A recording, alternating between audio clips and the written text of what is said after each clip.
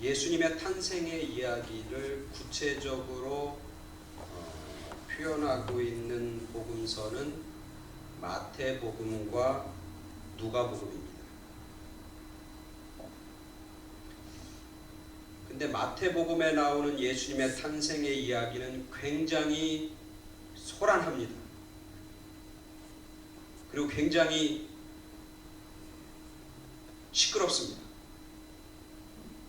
동방박사가 막 등장하고요. 그리고 동방박사가 예루살렘 성으로 가고요. 예루살렘 성 안에 있는 누구를 방문해요? 헤롯이라는 왕을 방문하고요. 그리고 그 헤롯 왕 앞에서 장차 유대인의 왕이 나타나셨는데 그곳이 어디냐고 막 묻고, 헤롯은 그 얘기를 듣고는 막 기분이 안 좋고, 그래서 성경에서 뭐라고 표현하냐면 헤롯 왕과 예루살렘 성 온 백성이 소동이 일어났다. 아주 난리가 나는 거예요. 그리고 예수님이 탄생한 곳에 동방박사들이 와서 그들에게 예물을 드립니다. 아주 귀한 값진 황금, 유황, 모략 이런 것들을 드리고, 그래서 마태복음에서 표현하고 있는 예수님의 탄생의 이야기는 굉장히 이렇게 막 웅장하기도 하고 한편으로는 굉장히 소란하기도 하고 그렇습니다. 하나님은 분명히 예수님의 탄생의 이야기를 그렇게 마태를 통해서 오늘 살고 있는 우리들에게, 그 말씀을 읽는 우리들에게 전해주시고 싶은 그런 메시지가 분명히 있을 거예요. 그죠? 반대로 오늘 우리가 읽은 누가복음에 나오는 예수님의 탄생의 이야기와 스토리는 굉장히 조용합니다. 굉장히 조용해요. 아주 평화롭습니다. 소란하거나 소동치거나 무슨 대단한 일이 벌어지는 것 같이 아주 조용하고, 때로는 아주 평화롭게 예수님의 탄생의 이야기를 전하고 있습니다. 오늘 저는 누가복음을 통해서 하나님이 말씀하시는 예수님의 탄생의 이야기에 초점을 맞추고, 누가를 통해서 들려주고 싶은 하나님의 음성과 메시지는 무엇일까를 찾아보면서 오늘 말씀을 전하려고 합니다.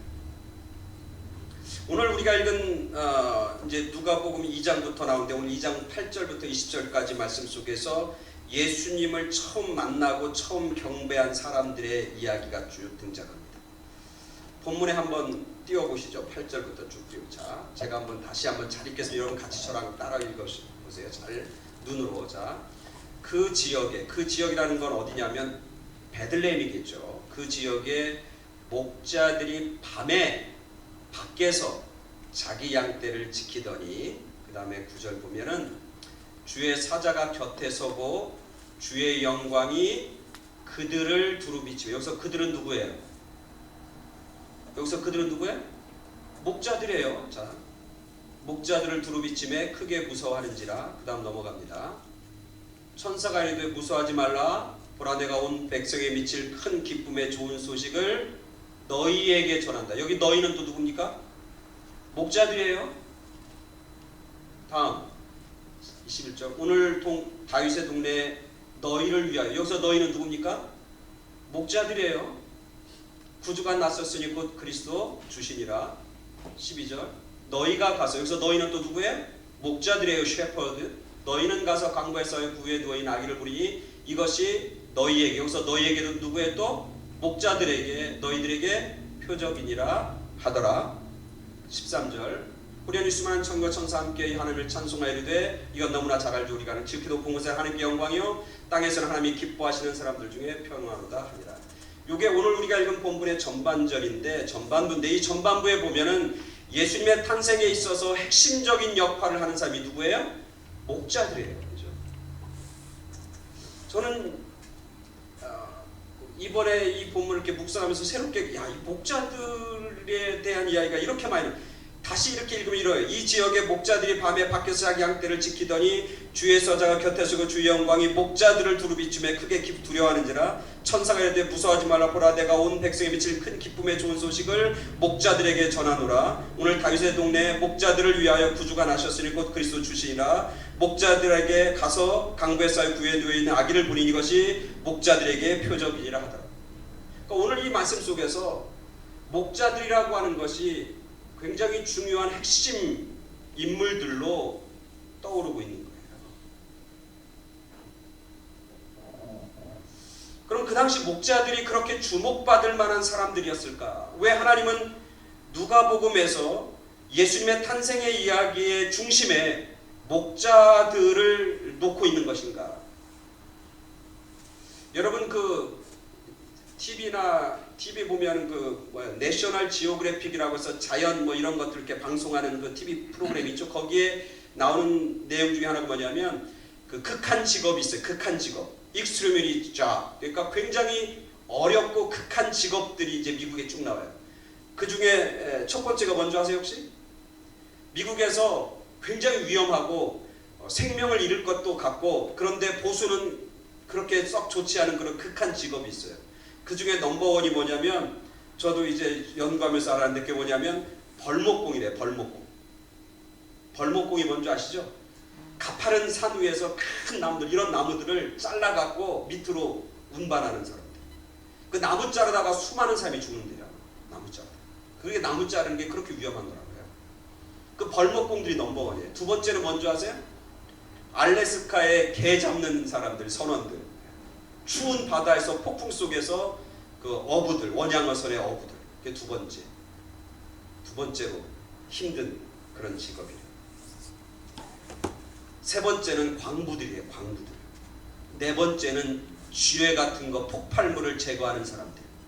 그래서 가장 위험하고 보수는 별로 없는 그런 사람들이 바로 그런 유의 사람들이다.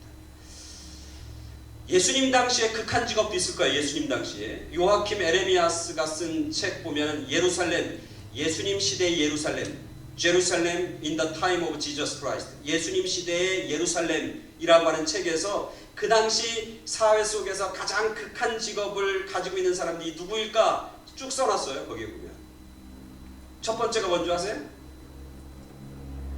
목자들이라고 생각하시죠? 아니에요. 목자들 아니에요. 첫 번째는 뭐냐면 낙타몰이꾼이래. 낙타몰이꾼.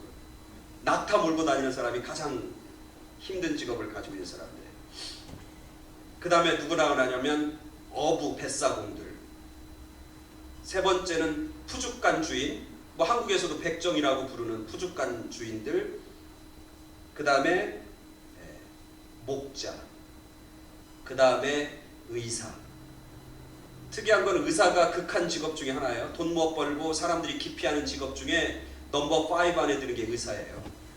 그 당시 유대 사회를 반영하고 있죠. 유대 사회 속에서 동물이나 사람의 피를 보는 사람들은 극한 직업에 아무나 하지 않아요. 왜냐하면 피를 본다는 건 죄를 짓는 거와 마찬가지이기 때문에. 그 극한 직업 중에 5손가락 안에 드는 직업이 뭐냐면 목자들이에요. 목자들. 그러니까 이 목자들은 보수도 얼마 못 받으면서 굉장히 힘들고 어렵게 생활하는 사람 중에 하나가 바로 이 목자들이다. 또 성경에 보면 목자들은 법정에 나가서 증인을 설 수 없는 사람 중에 하나가 목자들이에요. 이 얘기는 뭐냐면 목자들이 말하는 것을 그 당시 사람들은 믿지 않아. 왜냐하면 양을 치다 보면은 목자 중에 자기 양떼가 있는 사람도 있지만 다른 사람의 양떼를 대신 맡아서 들에서 키우는 사람들이 있는데 이 사람들이 양을 치다 보면 갑자기 맹수들에 의해서 양을 잃어버릴 때가 있단 말이죠. 그러면 그 양을 주인에게 배상해야 돼. 그러니까 이 목자들이 돈이 없으니까 그 주인한테 가서 거짓말을 한다든지 아니면 다른 양들을 몰래 훔쳐온다든지 그래서 자기 양의 마리수를 채우는 경우가 허다해요. 그래서 목자 그러면 거짓말쟁이. 믿지 못할 사람들. 그래서 목자들이 법정에 증인을 세우지 않아요. 목자들의 말을 법적으로도 인정하지 못한다. 그러니까 사회적으로 굉장히 어렵고 힘든 직업을 가지고 있고 사회적 신뢰도도 땅에 떨어져서 법정의 증인으로 설 수 없는 직업이 바로 목자들이에요. 마지막에 그 당시 목자들은 죄인 중에 하나예요. 죄인. 성경에서 죄인이라고 하면 세리들이 죄인이고 또 문둥병에 걸린 사람들이 죄인이고 그 다음에 목자들이 죄인이에요. 죄인일 수밖에 없는 거예요. 왜냐면 이 목자들은 들에서 양을 치니까 안식일을 제대로 지킬 수가 없는 거예요. 안식일. 뭐 양들이 무슨 뭐 안식일이라 돼서 그냥 쉴 수가 있나요? 그들을 먹여야 되잖아요. 그러니까 안식일법을 어길 수밖에 없는 직업이 바로 목자들. 그래서 그 당시 유대 사회에서는 목자들 그러면 죄인들이에요. 예배도 안 드리고 안식일도 거룩히 지키지 않고 하나님의 십계명을 늘 위반하고 범법을 행하는 범법자들, 그렇게 낙인을 찍힌 사람들이 목자들이란 말이야. 그러니까 이런 목자들이, 오늘 우리가 읽은 성경 보면 제가 읽어드렸지만 목자들이 예수님의 탄생의 거룩한 사건 속에서 핵심적인 역할을 감당할 만한 그 어떤 이유도 발견할 수가 없는 거예요. 세상적으로 보나 사회적으로 보나 그의 직업으로 보나 무엇으로 보나 목자를 여기 등장시킬 이유가 전혀 없는 거예요. 근데 오늘 하나님은 누가를 통해서 목자들을 예수님의 탄생의 핵심 인물로, 어쩌면 주인공처럼 목자들을 사용하시고 목자들을 등장시키는 모습을 보게 됩니다. 그건 분명히 하나님의 숨어있는 뜻과 섭리가 분명히 있는 거예요. 그게 뭘까? 제가 기도하고 말씀을 읽고 묵상하면서 발견하는 건 뭐냐면, 오늘 장로님이 기도했지만 예수님의 탄생, 이 성탄절이 가지고 있는 의미는 뭐냐면, 의미는 뭐예요? 성탄절에 가지고 있는 가장 큰 의미와 미닝은 뭔가요? 하나님이 이 땅 누추한 곳으로 내려오신 사건, 그게 성탄절이죠. 그래서 빌립보서에서는 뭐라고 하냐면 이렇게 표현하고 있잖아요. 빌립보서는 뭐라고 하냐면 예수 그리스도는 근본 하나님과 동일한 분입니다. 그래서 하나님과 동등됨으로 하늘의 보좌에 있어야 할 분인데 그것을 버리시고 오히려 자기를 비워서 종의 모습으로 낮추고 낮추셔서 사람의 모습으로 이 땅에 태어났습니다. 자기를 낮추시고 죽기까지 하나님의 말씀에 복종하셔서 곧 십자가에서 죽으셨습니다. 그러니까 빌립보서에서 증거하는 예수님의 탄생은 뭐냐면, 원래 예수님은 하늘 보좌에서 하나님과 동등된 위치에 있을 분인데 그 모든 부귀영화가 그 높은 자리를 다 버리고 낮고 낮고 천한 곳으로 친히 내려오신 사건, 하나님이 인간이 되어서 낮고 낮은 곳으로 내려온 사건, 인카네이션이라고 부르는 이 사건, 이게 바로 성탄절의 가장 핵심적인 진리이고 메시지예요. 가장 낮은 곳으로 내려오는 예수님, 그 예수님의 소식을 증거하는 사람이 목자여야 하는 게 당연한 거예요. 가장 낮게 내려오시는 예수님을 전하는 가장 낮은 사람을 통해서, 가장 바닥에 있는 사람들을 통해서 예수님이 이 땅에 오신 사건의 가장 귀한 의미와 본질을 오늘 하나님은 누가를 통해서 우리들에게 전하고 있는 것이죠. 이건 오늘날 우리들에게 무슨 의미를 던져주는 거냐면, 예수님이 가장 낮은 곳에서 왔다고 하는, 그리고 그 당시 가장 낮은 사람들을 통해서 그 복된 소식과 영광의 소식이 전달되고 그들에게 가장 먼저 하나님께서 말씀해 주시고 천사가 말씀해 주셨다는 이 사건은 오늘 우리들이 낮은 곳을 향해서 우리의 마음이 가야 된다는 거예요. 성경에서 말하는 건 너희 마음을 높은 곳에 두지 말고 너희의 마음을 낮은 곳으로 두라고 끊임없이 하나님은 말씀하시죠. 왜? 낮은 곳에 마음이 둬야 낮은 곳에 임하시는 예수님을 만날 수 있기 때문에 그래요. 그럼 우리들의 마음이 낮은 곳으로 임한다고 하는 건 뭘까? 여러 가지가 있겠지만 아주 심플하게 딱 하나만 얘기하면 뭐냐면 겸손이에요.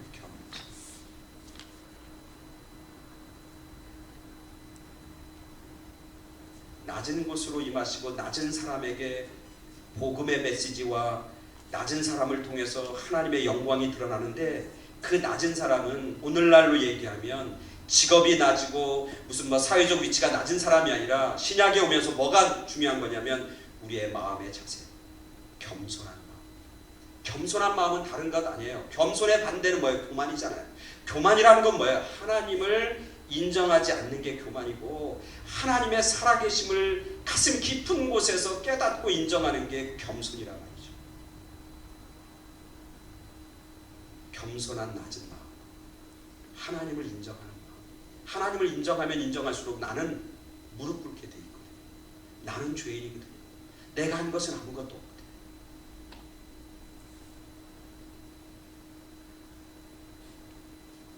그 겸손한 사람을 통해서 오늘도 예수님의 복된 소식은 증거되어지고 하나님의 놀라운 일은 그들을 통해서 오늘도 계속되는 줄 믿습니다. 바로 그런 하나님의 도구로 쓰임받는 사람. 세상에서 성공하면 성공할수록,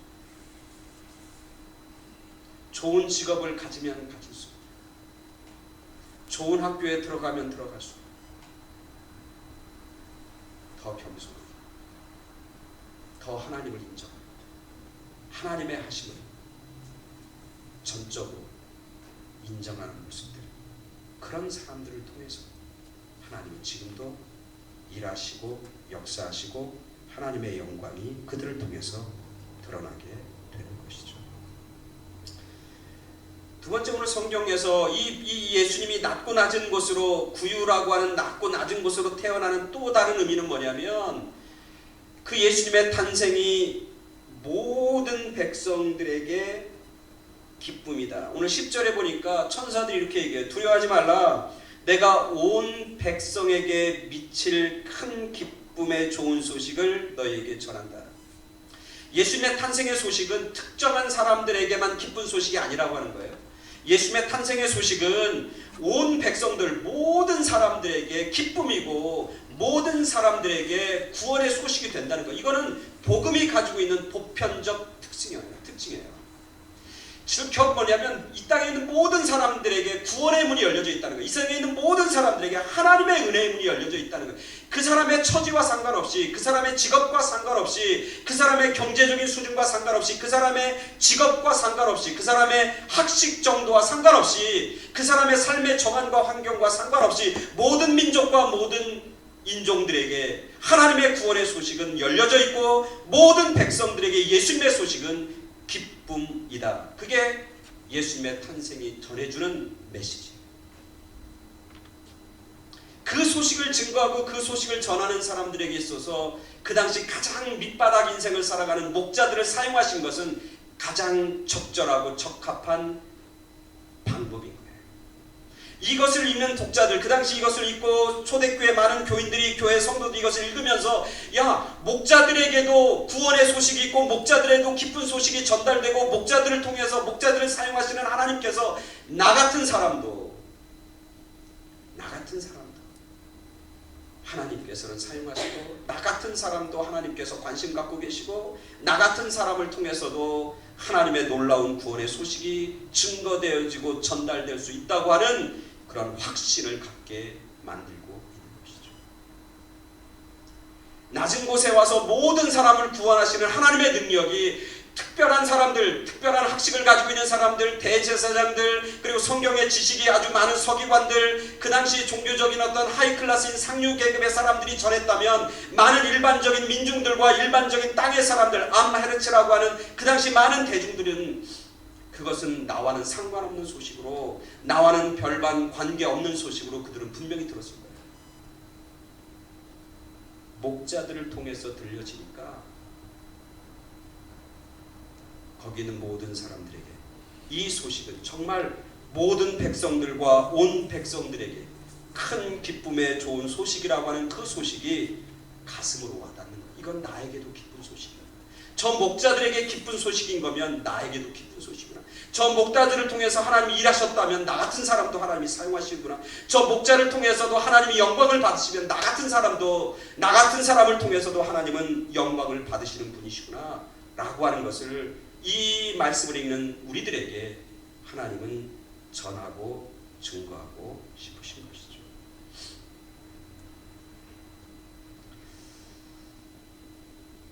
그리고 오늘 성경에 보면은 그런 이유를 통해서 하나님은 목자에게 아주 중요한 사명을 맡기시고 그 목자에게 예수님의 탄생의 소식을 그들에게 알려줍니다. 근데 하나님의 기대에 부응하기라도 하듯이 이 목자들은 그 이야기를 듣고는 자기들이 감당해야 할 몫들을 정말 열심히 감당하고 있는 모습을 보게 됩니다. 15절부터 한번 볼까요? 그러면 이 소식, 천사들로부터 예수님의 탄생의 이야기를 전해들은 목자들이 15절부터는 그들이 리액션, 행동하기 시작합니다. 오늘 여기 보니까 그러니까 천사들은 떠나고 하늘로 올라가고 이제 목자가 있는데 자기들끼리 서로 말하되 이제 우리가 베들레헴으로 가서 주님께서 우리에게 알리신 바 이 이루어진 일을 보자고. 여기서 굉장히 중요한 게 뭐냐면 이 목자들이요 베들레헴으로 가서 우리에게 알려주신, 누가 알려줬어? 자기들에게. 원래는 천사들이 알려줬잖아요. 근데 이 목자들이 고백하는 게 자기들에게 뭐라고 그래? 천사가 우리에게 알려진 바, 이렇게 얘기하지 않고 뭐라고 그래? 주님께서 우리에게 알리신 바. 이 목자들이 얼마나 이게 순수하고 깨끗하냐면 그 천사들이 얘기하는 걸 들으면서 천사가 얘기가 아니라 이거는 주님의 얘기다, 하나님의 얘기다. 그들이 그렇게 들어요. 야, 이 목자들이 참 굉장히 대단해요. 제가 볼 때. 그렇게 해서 그들이 알리신 바 이루신 일을 우리가 보자. 오늘 성경에서 뭐냐면 그 천사들이 너희 동네에 너희를 위하여 구주가 나셨으니 그래서 너희가 가서 강보에 쌓여 구에 누워 있는 아기를 보리니 이것이 너희에게 표적이다라고 말씀하신 걸 듣고는 우리가 가서 확인하자, 보자. 그러면서 베들레헴으로 이동하는 거예요. 16절 보니까 그들이 빨리 가서 지체하지 않아요. 빨리 달려가서 천사가 얘기한 대로 마리아과 요셉과 구에 누인 아기를 찾아서, 17절에 보니까 찾아서 보고 천사가 자기에게 이 아기에 대하여 말한 것을 전했다. 야, 목자들이요 하나님이 이들을 택하신 이유가 있고 이 목자들은 하나님의 택하심에 하나님의 비밀, 하나님의 영광, 하나님의 은혜, 하나님의 축복인데 이 축복을 받고는 자기만 갖겠다고 날름 해먹고 끝내는 게 아니라 진짜 주님께서 말씀하신 거를 듣고 가서 보자, 열심히 찾아가서 보는 거예요. 또 하나 재밌는 건 오늘 말씀을 제가 묵상하면서 느낀 게 뭐냐면 야, 목자들이니까 이렇게 빨리 찾을 수 있었겠다 이런 생각도 드는 거예요. 예루살렘에 예수님이 어디 태어나냐면 강보에 쌓여서 구유에 나요.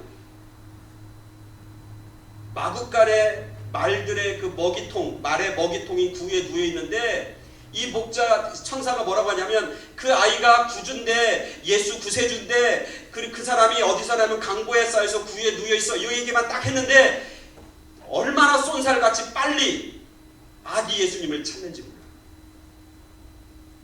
바닥에 있는 목자들은 말 구유가 어디 있는지, 마구간이 어디 있는지 금방 아는 거예요. 만약에 무슨 성전에 있는 대제사장들이나 그 당시 서기관들에게 이 얘기 있다면 이거 찾느라고 난리 났을 거예요. 난리 났을 거예요. 근데 이 목자들은 성경에 보니까 빨리 가서 구유에 누워 있는 아기를 보고 찾고 보고 그리고 천사들이 자기들에게 이 아이가 누구냐, 모든 백성들에게 미치는 큰 기쁨의 소식이고 이 아이들이 바로 구세주고 구원자라고 하는 그 소식을 거기 있는 많은 사람들에게 전하였다. 재밌는 것은 천사가 전하라는 얘기가 없어요. 큰 기쁨의 소식을 너희들에게 전한다. 오늘 다윗의 동네에 너희를 위하여 구주가 나셨으니 곧 그리스도 주시니라. 너희가 가서 강보에서 구에 누워 있는 아기를 보리니 이것이 너희에게 표적이니라 하더니 여기까지 천사가 얘기한 거예요. 너희들 그걸 보고 거기 있는 사람들에게 증거하고 전해. 그런 얘기 안 했어.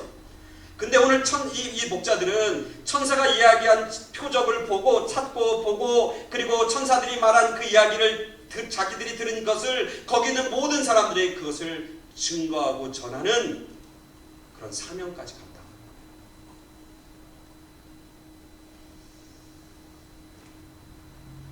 하나님이 하신 놀라운 일을 인정하고 있는 거죠. 그리고 그 하나님이 하신 놀라운 일을 인정할 뿐만 아니라 그것을 다른 사람에 전하면서 하나님 앞에 영광을 돌리는 거예요. 참 하나님이 하셨어. 우리 가정 가운데 하나님이 하셨어. 우리 아이들에게 하나님이 하셨어. 우리 사업체를 통해서 하나님이 하셨어. 나를 이렇게까지 인도하신 건 하나님이 하셨어. 우리 부부를 이렇게 만드신 것도 하나님이 하셨어. 그걸 인정하고 거기서 끝나는 게 아니라 그거를 다른 사람에게 증거하고 전하는. 뭘 전했겠어? 하나님이 하셨습니다. 하나님이 전하셨습니다. 하나님이 이렇게 역사하셨습니다. 하나님이 이렇게 일하시고 계십니다. 하나님은 여전히 살아계십니다. 하나님이 말씀하셨습니다. 그러면서 하나님을 증거하고 전하는 귀한 사명 또한 이 천사들이 감당하는 것을 보게 돼요. 얼마나 아름답고 놀라운 일인지.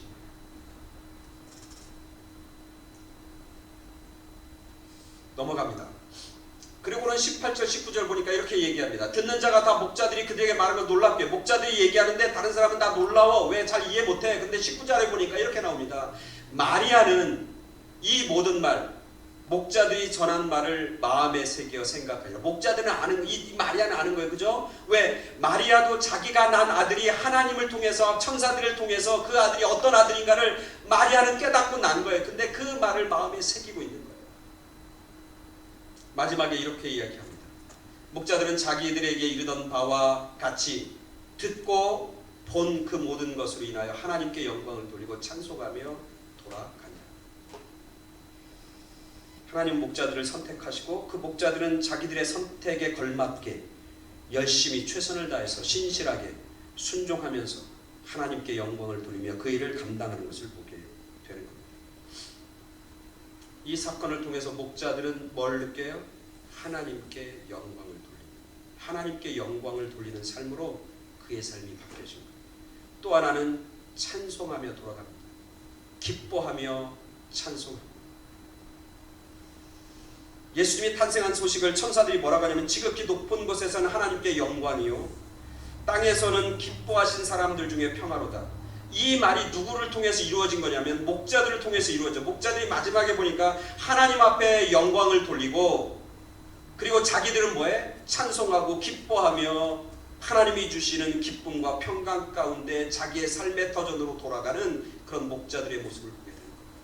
하나님께 영광, 땅에서 하나님께 기쁨을 입은 사람들 가운데 평화로다 라고 하는 하나님의 축복이 이 목자들에게 그대로 이루어진 것을 오늘 말씀을 통해서 깨닫게 되는 것이죠. 또 하나 이들이 하나님이 행하신 일을 전하면서 누구냐면 오늘 마리아가 그 마음에 그 말을 새기고 생각했다라고 하는 건 뭐냐면 이 이야기를 듣는 마리아와 그의 아버지 예수님의 아버지인 요셉과 마리아 엄마 아빠들에게 이 목자의 소식은 그들에게 뭐겠어요? 큰 위로와 용기와 확신과 담대함을 주는 거예요. 성령으로 잉태한 아기 구세주를 지금 막 낳고 과연 이 아이를 통해서 하나님이 위대한 일을 행하실까? 라고 생각하며 그 아이를 바라보는 부모들에게 오늘 목자들의 그 이야기, 하나님이 주신 약속의 컨펌일 뿐만 아니라 그들에게 위로가 되고 그들에게 하나님의 자녀, 하나님을 낳은 엄마 아빠로서 살아갈 수 있게끔 만드는 용기와 힘을 북돋아주는 그런 메시지를 전하는 목자들의 모습을 보게 됩니다. 이 목자들은 자기에게는 기쁨이고 평화고 다른 사람에게는 위로와 용기와 확신을 증거하고 전하는 그런 귀한 복된 사람들로 사용되어지고 쓰임받는 오늘 말씀을 보게 되는 겁니다. 오늘 크리스마스 가장 낮은 곳으로 임하시는 주님, 우리 모두가 겸손한 마음, 낮은 마음을 가지고 오늘도 예수님의 살아계심과 또 예수님의 은혜와 예수님의 말씀과 복음을 우리가 다 받는, 그리고 그 소식을 다른 많은 사람들에게 증거하고 전하는 그런 복된 삶, 그리고 하나님 앞에 영광이 되는, 그리고 나에게는 기쁨과 평강을 맛보고 드리는 그런 우리 모두가 되길 간절히 축원합니다. 아멘. 다 같이 기도하겠습니다.